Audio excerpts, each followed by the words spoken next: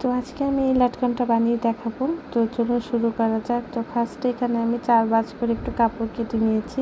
তো এর মধ্যে আমি 2 ইঞ্চি পরিমাণ মাপ দিয়ে কাপড়টাকে রাউন্ড শেপে কেটে নেব।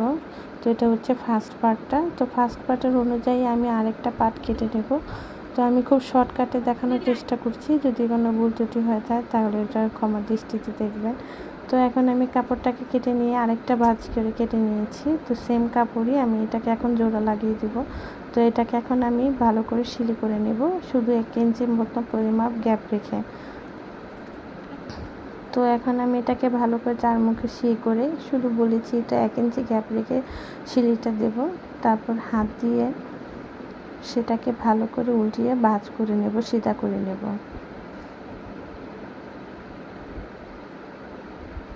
তো দেখুন আমি এভাবে উল্টিয়ে সিধা করে নিয়েছি। কাপড়টাকে ভালো করে একটু ভাঁজ করে নেব, জায়গা জায়গা ঠিক করে নেব। তারপরে যেটুক সিলি ছিল না সেটুকু আমি ভালো করে ভাঁজ করে শেপ করে বসিয়ে দেব। তারপর এটাতে আমি একটি চাপ সিলি দিয়ে দেব, যাতে আমার কাপড়টা খুব সহজভাবে বসে যায়।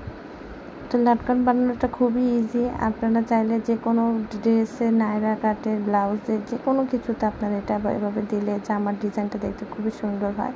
তো দেখুন আমি এভাবে রাউন্ড শেপ দিয়ে পুরোটাকে কেটে নিয়েছি। তো এখন আমি 4 ভাগ দিয়ে আমি একটি মাঝখানে চিহ্ন দিয়ে আমি কাপড়টাকে একটু ছোট করে কেটে দড়িটা ঢুকিয়ে, তো এর মধ্যে আমি কিছু 1/2 ইঞ্চি পরিমাণ সিলি নিয়ে আমি এটাকে 2 ভাবে সিলি করে 4টা সেলাইয়ের মুখ বের করব।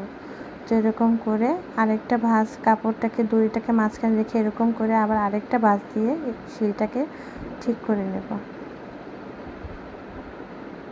তো দেখুন এভাবে করে তো হয়ে গেল আমার লটকন। তো এখন এটাকে আমি হাতের মুঠো নিয়ে একটু ভাঁজ করে নিলে এটা ঠিক হয়ে যাবে। তো এরকম হবে। এটা বানানো খুবই ইজি। যদি ভিডিওটা ভালো লাগে তাহলে অবশ্যই লাইক, শেয়ার, কমেন্ট করে দেবেন। তো এরকম করে আমি 4টা লটকন বানিয়ে নিয়েছি আমার জামার জন্য।